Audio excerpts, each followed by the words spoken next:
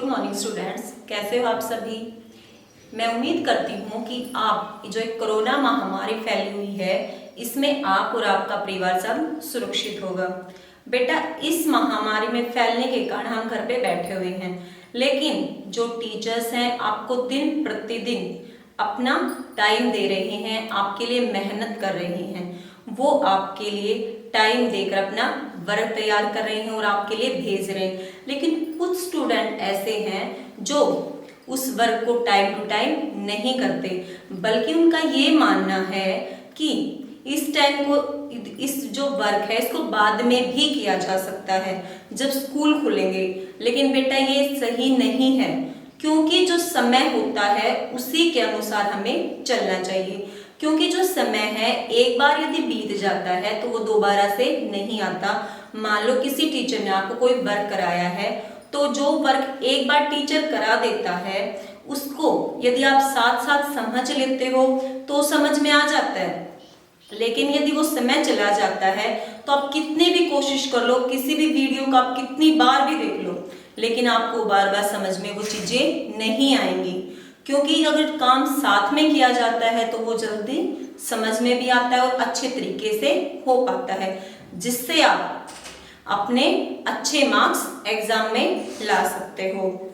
तो बेटा आज हम अपनी इस वीडियो के अंदर क्या हिंदी का टॉपिक पढ़ेंगे। किसका?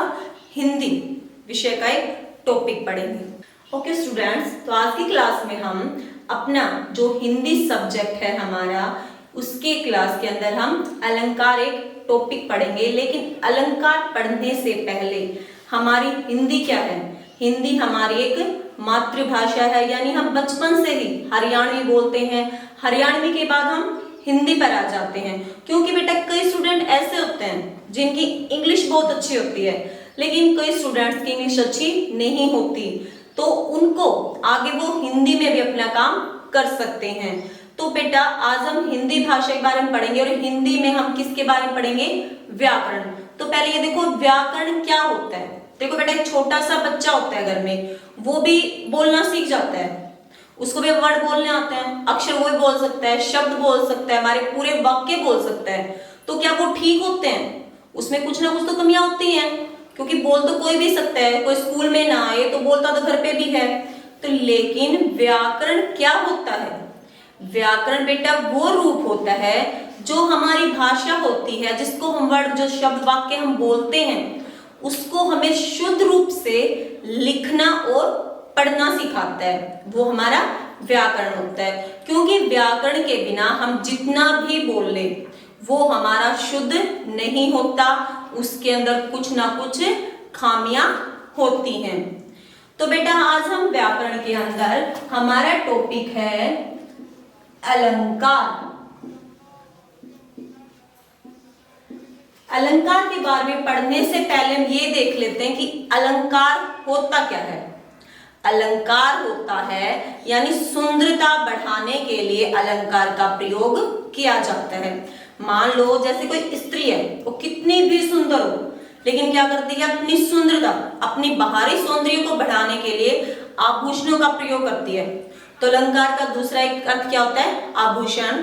तो वो अपनी सुंदरता को बढ़ाने के लिए आभूषणों का प्रयोग करती है। उसी प्रकार अलंकार हमारे किसमें प्रयोग होते हैं? काव्य के अंदर, हमारी कविता में अलंकारों का प्रयोग किया जाता है। उसी तरह हमारे कवि और कवयित्री अपनी कविता की सुंदरता बढ़ाने के लिए, यानी उसमें रस उत्पन्न करने के लिए अलंकार का प्रयोग करते हैं। अब देखो रस आ गया, तो रस क्या हो गया? रस होता है बेटा जिस कविता को पढ़कर श्रोताओं को जो सुनता है या पढ़ता है उसको कोई आनंद मिलता हो, उसका बार बार पढ़ने का मन करता हो, वो होता है रस। तो होता है अलंकार जिसमें कवि या कवित्री अपनी कविता की सुंदरता को बढ़ाने के लिए जिनका प्रयोग करते हैं वो हमारे अलंकार कहलाते हैं। तो अलंकार दो शब्दों से मिलकर बनता है, अलम प्लस में कार। अलम का अर्थ होता है अलंकृत, कार का अर्थ होता है करने वाला, अर्थात जो हमारी कविता को अलंकृत, अलंकृत का मतलब होता है शोभा बढ़ाता है, सुशोभित करता है, वो करने वाला था, ऐसे जो शब्द या अर्थ ऐसा जो कवि को प्रयोग करता है तो उनसे हमारे काव्य की अगर सुंदरता बढ़ जाए तो हमारा अलंकार कहलाता है। एक संस्कृत के अंदर एक डेफिनेशन आती है, अलंकरोति इति अलंकार है। ये हमारी संस्कृत की डेफिनेशन है कि जो अलंकृत करता है वही अलंकार होता है, अर्थात जो शोभा को बढ़ाता है वो हमारा अलंकार कहलाता है। तो इसकी हम डेफिनेशन पे तब वो हमारा समझने के लिए चीजें होती हैं कि कई बार बच्चे परिभाषाएं सुनाते हैं अलंकार की, कि जिस प्रकार एक स्त्री अपनी सुंदरता बढ़ाने के लिए आभूषणों का प्रयोग करती है, उसी प्रकार से कविता की सुंदरता बढ़ाने के लिए अलंकारों का प्रयोग किया जाता है। बेटा वो सिर्फ बातें हम समझने के लिए उसका प्रयोग करते हैं। वैसे हम अगर परिभाषाएं लिखते हैं तो हमारी इसकी परिभाषा बनती है काव्य, काव्य की सुंदरता बढ़ाने वाले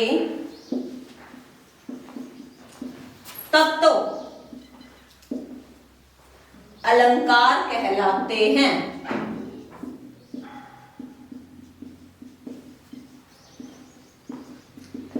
अर्थात काव्य के अंदर जो तत्व, जो कवि जो चीजें यूज करता है, कोई शब्द लेता है उसका कोई अर्थ निकल जाता है, वो तत्व जो हमारे काव्य की सुंदरता को बढ़ा देते हैं, जिससे लोगों को उसको सुनने में, उसको पढ़ने में ज्यादा आनंद मिलता है, तो वो हमारा क्या कहलाता है?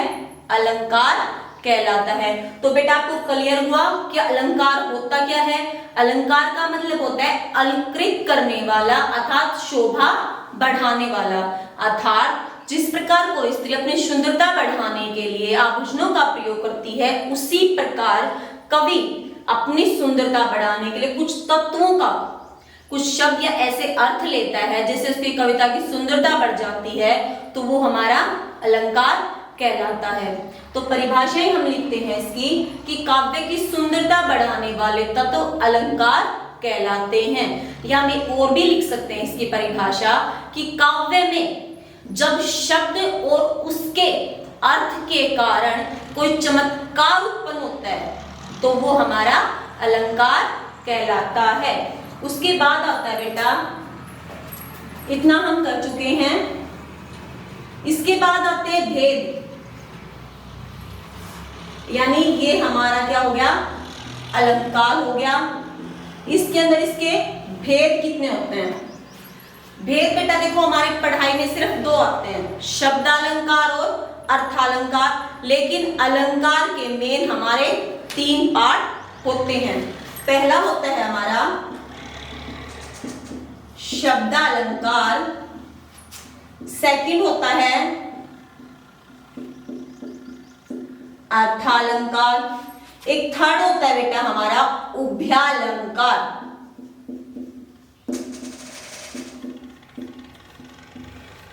यानी शब्दालंकार, शब्दों के कारण चमत्कार उत्पन्न होना। अर्थालंकार, शब्द के अर्थ के कारण जब कोई चमत्कार उत्पन्न होता है। उभयालंकार होता है इन दोनों का मिश्रित रूप, जो हमारी परीक्षाओं में इसका प्रयोग ज्यादा नहीं किया जाता, इन्हीं दो का वर्णन ज्यादा मिलता है। क्योंकि बेटा अलंकार एक ऐसा विषय है जिसको आप 8, 9, 10, 11, 12 या फिर ये लगा लो जहां पर भी इससे आगे आप कोई जॉब के लिए फॉर्म फिल करते हो, उसमें भी यदि कहीं हिंदी आती है तो उसके अंदर अलंकार आपको मिलता ही मिलता है। यानी कि मोस्ट इंपोर्टेंट टॉपिक होता है हमारा हिंदी में अलंकार। तो इसके पार्ट होते हैं तीन, शब्दालंकार, अर्थालंकार और उभयालंकार, जिसमें हम दो के बारे में ज्यादा पढ़ते हैं, शब्दालंकार और अर्थालंकार। तो बेटा कलिंगा कितने पार्ट होते हैं अलंकार के? तीन पार्ट होते हैं, शब्दालंकार, अर्थालंकार और उभयालंकार। तो बेटा आज हम अपने शब्दालंकार के बारे में पढ़ते हैं कि शब्दालंकार होता क्या है।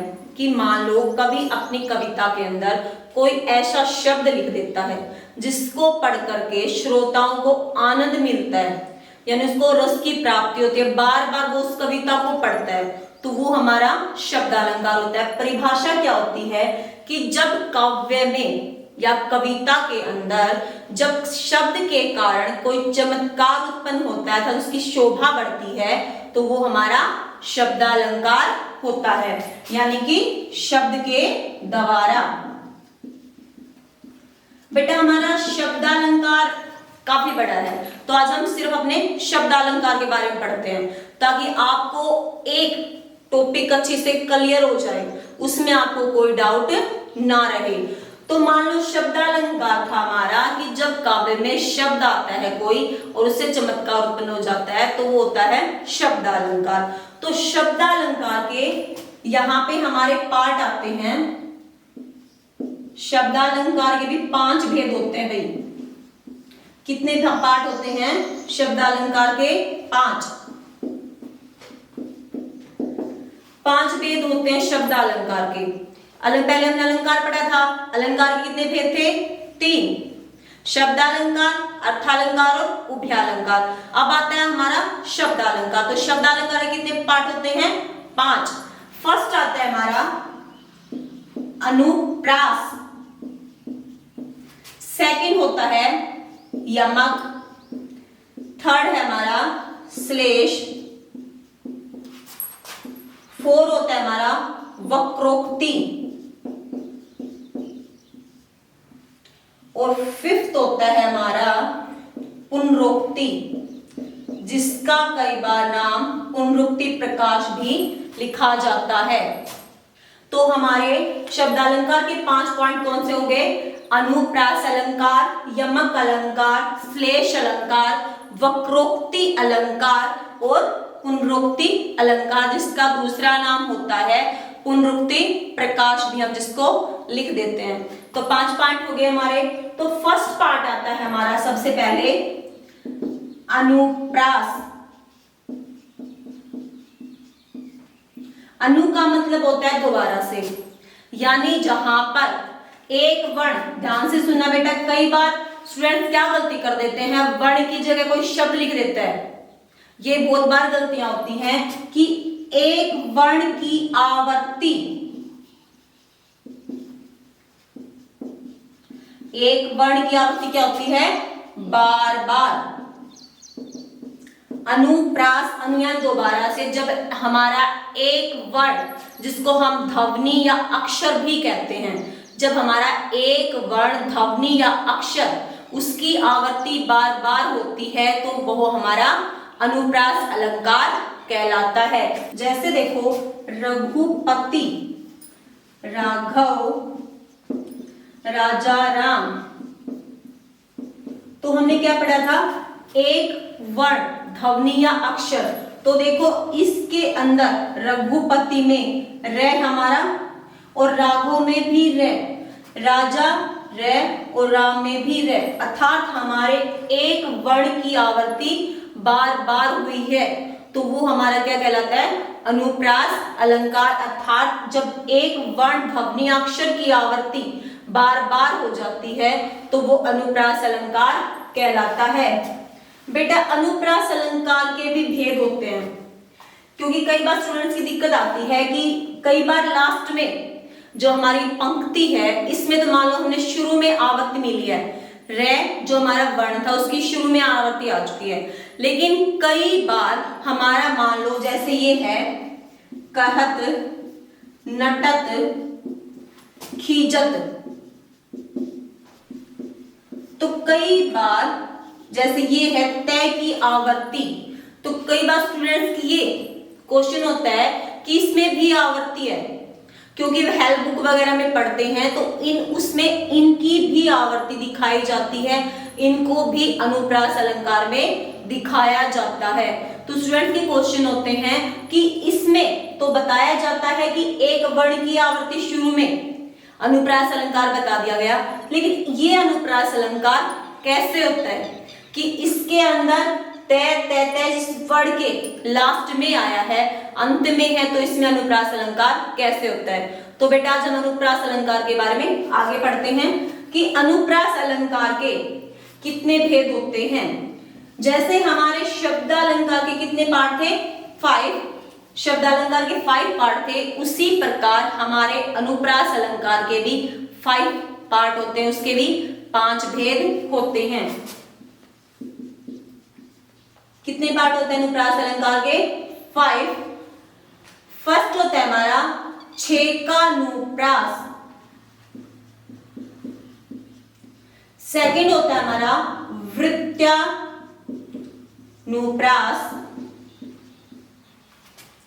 थर्ड होता है हमारा लाटानुप्रास, 4 है हमारा श्रुत्यानुप्रास,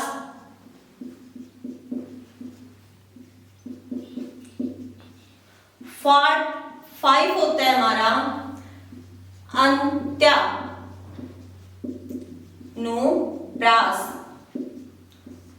तो हमने पहले शब्दा अलंकार के 5 भेद पढ़े थे, अनुप्रास, यमक, श्लेष, वक्रोक्ति और हमारा पुनरुक्ति प्रकाश। तो इसके अंदर हमारा फिर अनुप्रास अलंकार हमने पढ़ा, फिर हमारे अनुप्रास अलंकार के भी 5 भेद माने जाते हैं। पहला होता है हमारा छेकानुप्रास, सेकंड होता है हमारा वृत्त्यानुप्रास, थर्ड होता है लाटानुप्रास और 4 होता है श्रुत्यानुप्रास और 5वां है अंत्यानुप्रास। तो फर्स्ट देखो हमारा छेकानुप्रास। छे का अर्थ होता है चतुर, इसमें छे का अर्थ होता है चतुर, अर्थात जहां पर एक वर्ण एक बार,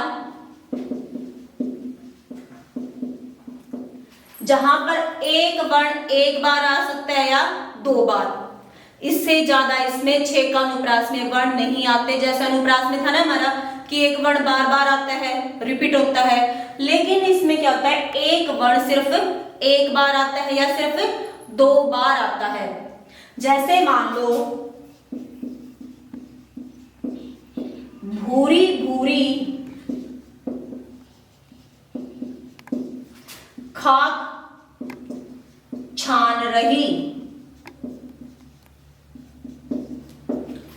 हमने पढ़ा गया था एक वर्ण या तो एक बार आए या उसका प्रयोग 2 बार हो जाए, तो वो हमारा क्या होता है छेकानुप्रास, यानी एक वर्ण क्या होती है एक बार। जैसे देखो इसके अंदर भूरी में भ है, इस भूरी में भ है, इसके आगे हमारा कहीं भी भ हमें नहीं मिलता, अर्थात एक वर्ण क्या होती एक बार हो चुकी है, यहाँ पर एक बार ही है, क्योंकि वर्ड दोनों के सेम है। एक वर्ण क्या होती एक बार हुई है, तो ये क्या है छेकानुप्रास। सेकंड आता है हमारा वृत्त्यानुप्रास। वृत्त्या यानी वृत्त, वृत्त हमारे ऐसे होता है, हम ऐसे वृत्त बनाते चले जाते हैं। एक वृत्त को हम दोबारा से बना सकते हैं, उसके ऊपर लगा सकते हैं उस वृत्त को दोबारा से, तो इसका मतलब होता है वृत्त्यानुप्रास का कि वर्ण की आवृत्ति बार बार, वर्ण की आवृत्ति एक से अधिक बार।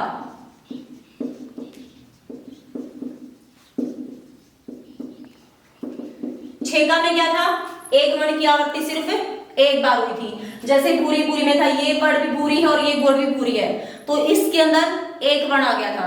तो इसमें क्या होता है वृत्त्या में यानी वृत्त, हम एक वर्ण की आवृत्ति एक से अधिक बार ले सकते हैं। जैसे हम एक वृत्त को कितनी बार भी बना सकते हैं, उसके ऊपर दोबारा से इसको बनाया जा सकता है। तो इसी प्रकार वृत्त्यानुप्रास होता है कि एक वर्ण की आवृत्ति बार बार आई। जैसे हम वही लिख सकते हैं जो हमने अनुप्रास में लिखा था, जैसे रघुपति, राघव, राजा राम, इसमें हमें रे की आवृत्ति एक से अधिक बार मिली थी, तो ये हमारा क्या हो गया वृत्त्यानुप्रास या हम इसमें लिख सकते हैं चारु चंद्र की चंचल किरणें, अर्थात च की आवृत्ति बहुत बार हुई है। मान लो चारु चंद्र की चंचल किरणें, इसमें क्या हो गया, च की आवृत्ति, च की आवृत्ति, च की आवृत्ति, यानी इसमें च की आवृत्ति अनेक बार हुई है। तो हमारा वृत्यानुप्रास क्या होता है, जिसमें एक वर्ण की आवृत्ति बार बार होती है, वो हमारा वृत्यानुप्रास। और जहां पर एक वर्ण एक बार आता है तो वो हमारा छेकानुप्रास होता है। तो बेटा क्लियर आपको अनुप्रास का फर्स्ट पार्ट था छेकानुप्रास, जिसमें एक वर्ण की आवृत्ति एक बार होती है। वृत्यानुप्रास में जहां पर एक वर्ण एक से अधिक बार आता है। अब हम इसका थर्ड पार्ट देखते हैं। थर्ड है हमारा लाटानुप्रास।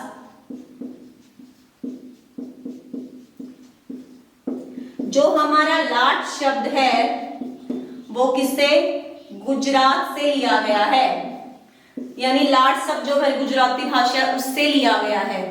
लाट में इसको ध्यान से देखना बेटा, पहले हमने क्या पढ़ा था, एक वर्ण अक्षर या ध्वनि की आवृत्ति, लेकिन जो हमारी लाटानुप्रास है उसमें वर्ण नहीं होता, एक वाक्य। लाटानुप्रास के अंदर क्या होता है, वाक्य, शब्द भी नहीं, वाक्य, अर्थात जहां पर एक वाक्य की आवृत्ति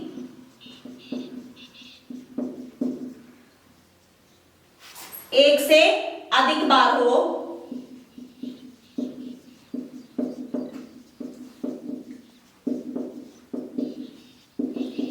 अतः पहले में क्या था, वर्ण की आवृत्ति, लेकिन लाटा के अंदर होती है एक वाक्य की आवृत्ति। जब बार बार होती है तो एक से अधिक बार एक वाक्य आ जाता है तो वो हमारी लाटानुप्रास अलंकार कहलाता है। जैसे देखो, हमको लिखो है कहां, फिर आएगा हमको लिखो है कहां,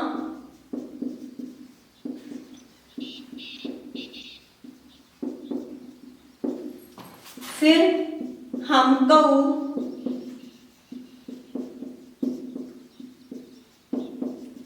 लिखो है कहां, कहन लगी सब।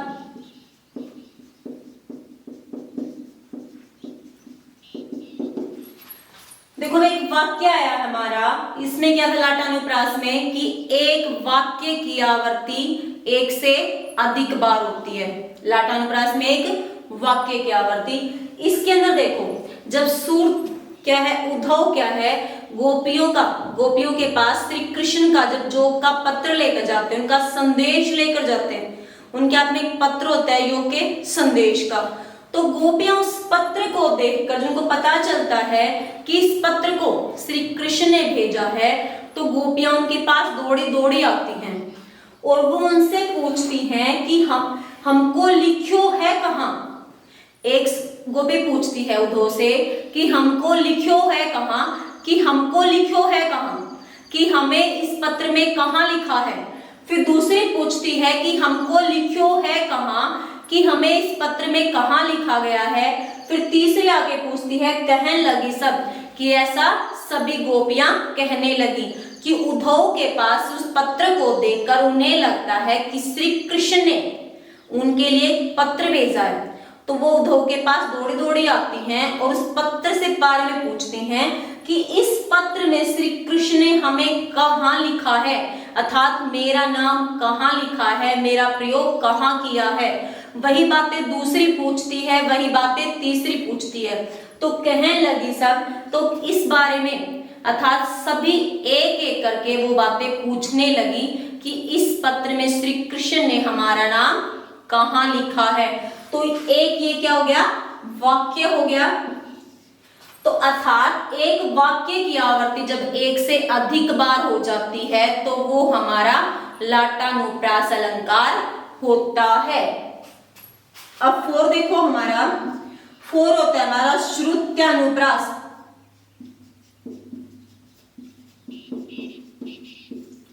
श्रुत्यानुप्रास, श्रुत का क्या अर्थ होता है? सुनना। श्रुत का क्या अर्थ था? सुनना। अर्थात जहां पर एक शब्द को सुनकर या एक पंक्ति को सुनकर हमें लगे कि एक वर्ण की आवृत्ति बार बार हो रही है, या सुनने में, अर्थात सुनने में जब ये लगता है कि एक वर्ण बार बार रिपीट हो रहा है, बार बार आ रहा है, तो वो हमारा श्रुत्यानुप्रास सुनने में लगता है। जैसे देखो, कहत, नटत, रीझत, मिलत, खिलत, लजियात।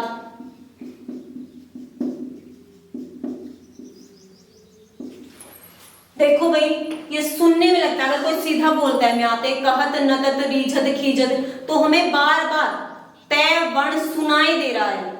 कहत, नटत, रीझत, खीजत, ध्यान से सुनोगे तो हमें इसके अंदर हमारा क्या है? तय वर्ण है, जो उसकी आवर्ती हमें बार बार सुनाई दे रही है कि तय वर्ण की आवर्ती है। लेकिन वो क्या है? सिर्फ सुनने में। अगर उसको ध्यान से देखते हैं तो इसके अंदर क पहले है, इसमें ना पहले, इसमें र पहले, इसमें मैं, इसमें खर, इसमें ल, क्योंकि इसमें तो वर्ण आगे से नहीं मिलते। लेकिन ये हमें सुनने से लगता है इसमें जो हमारा शब्द होता है उसके अंतिम वर्ण होता है वो एक जैसे होते हैं। अर्थात जब सुनने में हमें ये लगे कि एक वर्ण की आवृत्ति बार बार हो रही है तो वो हमारा श्रुत्यानुप्रास होता है। वैसे इसमें वर्ण की आवृत्ति नहीं होती, इसमें सिर्फ सुनने में हमें ऐसे महसूस होता है, लेकिन इसमें हमारा अंतिम वर्ण समान होता है, एक जैसा होता है। अब हमारा 5 पार्ट आता है अंत्यानुप्रास।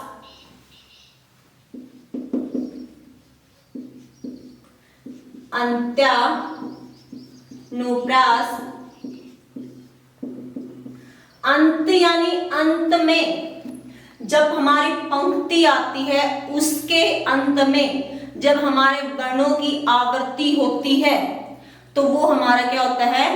अंत्यानुप्रास, यानी अंत में आवर्ती। अंत में आवर्ती होती है हमारी। जैसे मान लो नाथ, शंभुधनु,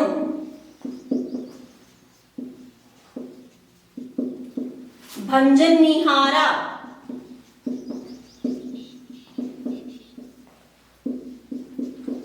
कोई है, कोई एक, दास तुम्हारा। ध्यान से देखो भाई, नाथ, शंभु, धनु, भंजन, निहारा, आरा, इसके अंदर भी क्या आ गया? आरा। कोई है, कोई एक, दास तुम्हारा, आरा, इसमें भी क्या आता है? आरा। अर्थात जब हमारी जो पंक्तियां होती हैं उनके अंतिम अक्षर जो हमारे सेम होते हैं, एक जैसे होते हैं, उनकी आवृत्ति होती है कहां पर? पंक्तियों के अंत में। इसमें क्या होता है? श्रुत्यानुप्रास में शब्द के अंत में, लेकिन अंत्यानुप्रास में होता है पंक्ति के अंत में। जैसे हम लगा लेते हैं, जय हनुमान ज्ञान गुण सागर, जय कपीश तिहु लोक उजागर। उसमें भी क्या है? सेम बराबर आई हुई चीजें, जय हनुमान ज्ञान गुण सागर, अर, और उसमें भी लास्ट में अर आता है। अर्थात जहां पर पंक्ति के अंत में जो अंत में आवृत्ति होती है, और श्रुत्यानुप्रास में क्या होती? शब्द के अंत में आवृत्ति होती है। तो इसमें क्या हो गया? अंत्यानुप्रास में अंत में आवृत्ति, पंक्ति के अंत में आवृत्ति होती है, तो वो हमारा क्या होता है? अंत्यानुप्रास। तो मैं दोबारा से देख ले बेटा, अनुप्रास अलंकार का फर्स्ट पार्ट था हमारा छेकानुप्रास। छेकानुप्रास में जब एक वर्ण एक बार आता है तो वो क्या था, छेकानुप्रास। वृत्यानुप्रास में क्या होता है, जब एक वर्ण एक से अधिक बार आता है, बार बार उसकी आवृत्ति की जाती है, 2 बार आ जाए, 3 बार आ जाए। लाटानुप्रास में होता है जब एक वाक्य बार बार आता है, उसका अर्थ थोड़ा सा अलग हो जाता है, किसी का पूछने का तरीका किसी प्रकार होता है, लेकिन वाक्य वही होता है, वो हमारा लाटा। ध्यान रखना, इन सब में क्या आता है, वृत्यानुप्रास और छेकानुप्रास में वर्ण, लाटानुप्रास में होता है वाक्य, श्रुत्यानुप्रास होता है सुनने में आवृत्ति, कि जब हम कोई चीज सुनते हैं चीज को तो हमें ये महसूस होता है कि एक वर्ण बार बार आ रहा है, अर्थात वो वर्ण का होता है शब्द के अंत में हमें लिखा हुआ मिलता है। लास्ट में आता है हमारा अंत्यानुप्रास।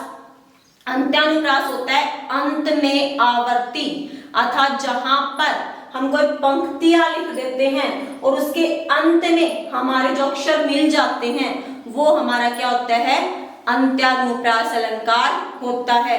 तो बेटा आपको अनुप्रास वाला टॉपिक समझ में आ गया होगा कि अनुप्रास हमारे अलंकार कितने भेद थे, 3 भेद थे।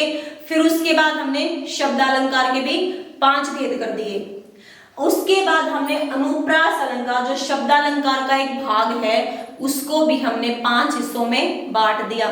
ओके स्टूडेंट्स, हम अनुप्रास अलंकार बारे में पढ़ चुके हैं, उसके भेदों के बारे में हम जान चुके हैं। तो शब्दालंकार का हमारा सेकंड पार्ट क्या है, यमक अलंकार। यमक अलंकार में जो हमने पहले पढ़ा था कि अनुप्रास में क्या था, एक वर्ण की आवृत्ति, लेकिन यमक के अंदर क्या होता है, शब्द। क्या होता है कि शब्द, जब एक शब्द एक से अधिक बार, शब्द क्या होता है, एक से अधिक बार, लेकिन क्या हो, अर्थ भिन्न, यानी शब्द तो एक आता है लेकिन एक से अधिक बार आ जाता है, लेकिन उसके अर्थ क्या होते हैं, अलग अलग। जैसे देख लो, काले घटा का घमंड घटा, काले घटा का घमंड घटा, इसमें घटा 2 बार शब्द आया है। एक तो काले किसके लिए यूज किया गया, घटा यानी आसमान में जो घटा उमड़ती है बादलों की, उसके लिए काले घटा का प्रयोग किया गया। फिर घमंड यानी उसका जो घमंड है वो घटा यानी कम, घटा यहाँ पर किसके लिए प्रयोग किया गया है, बादलों के लिए, और ये क्या होता है, कम। अर्थात शब्द की आवृत्ति एक से अधिक बार आ जाता है एक शब्द, लेकिन उसका अर्थ भिन्न भिन्न होता है, वो हमारा यमक अलंकार कहलाता है। दूसरा मान लेते हैं, कनक कनकते 100 गुनी मादकता अधिकाय, यह खाए बोराए नर वह पाए बोराए, यानी कनक कनक कि कनक एक होता है सोना, एक होता है धतूरा, कि इन दोनों के अंदर बहुत ज्यादा नशा होता है। यदि व्यक्ति को सोना मिल जाए तो पागल हो जाता है, और यदि वही व्यक्ति धतूरे को खा ले तो वह भी पागल हो जाता है। अर्थात कनक कनक उसके क्या होता है, 2 सोना और धतूरा। तीसरा पार्ट आता है हमारा श्लेष। श्लेष का अर्थ होता है चिपका हुआ। क्या अर्थ होता है, चिपका हुआ, अर्थात एक शब्द के अधिक अर्थ, यानी शब्द तो एक होता है हमारा, लेकिन उसके साथ में उसके 1, 2 या 2 से अधिक अर्थ निकलते हैं। इसमें क्या था, यमक अलंकार में एक शब्द एक से अधिक बार आया था और उसके अर्थ अलग अलग निकले थे। शब्द क्या था, अधिक बार, लेकिन श्लेष में क्या होता है, शब्द एक होता है लेकिन उसके साथ ही उसके क्या होते हैं, अनेक अर्थ चिपके हुए होते हैं। जैसे देखो, मंगन को देख पट देत बार बार,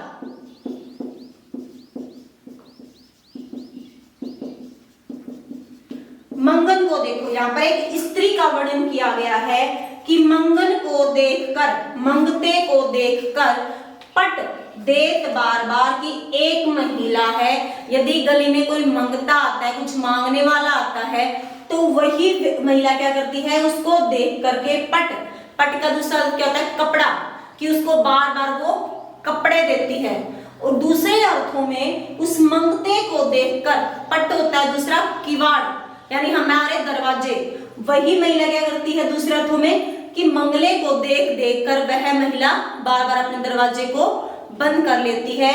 तो पट का क्या अर्थ हो गया, एक हो गया वस्त्र और दूसरा हमारा क्या हो जाता है किवाड़, कि एक तो उस मंगते को देख देख कर बार बार उसे कपड़े दान में देती है और दूसरी क्या करती है कि उसको मंगते को देख देख कर बार बार क्या करती है, उस दरवाजे को बंद कर लेती है। तो इसमें क्या हो गया, पट के साथ में दो अर्थ चिपके हुए हैं। जैसे देखो, सुब्रन को सब ढूंढत फिरे कवि व्यभिचारी चोर। सुब्रन एक शब्द आ गया, उसको सभी ढूंढते फिरते हैं। कवि, कवि किसको ढूंढता है, छंदों को ढूंढता है। छंद क्या होता है, जो कविता में यूज किए जाते हैं, जिनसे कविता ज्यादा अच्छी बनती है। छंदों के बिना कविता नहीं होती। तो सुब्रन किस कवि के लिए क्या हो गया, छंद। फिर क्या है, कवि व्यभिचारी, व्यभिचारी होता है जो व्यक्ति डोलता फिरता है, वो क्या ढूंढता है अपने लिए सुब्रन, एक सुंदर स्त्री जिसे वो अपना घर बसा सके। फिर आता है चोर, चोर क्या ढूंढता है, सुब्रन में सोना। अर्थात कवि को एक, सुब्रन को एक कवि, एक चोर और एक व्यभिचारी व्यक्ति सभी ढूंढते हुए फिरते हैं। इसमें शब्द एक से अधिक बार, अर्थ भिन्न भिन्न, इसमें एक शब्द के अलग अलग अर्थ चिपके हुए होते हैं। तो हमारा 4 पार्ट आता है वक्रोक्ति अलंकार। 4 पार्ट कौन सा था हमारा, वक्रोक्ति।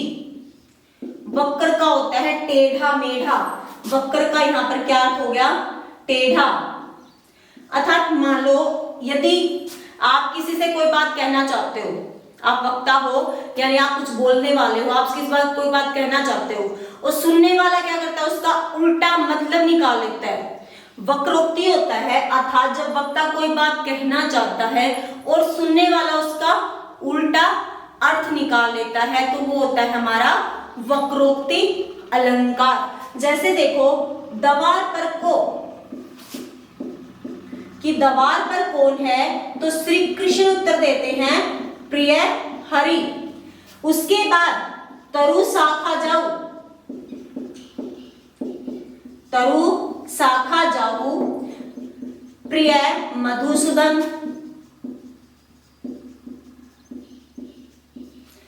तो कहती है तेरो को काम।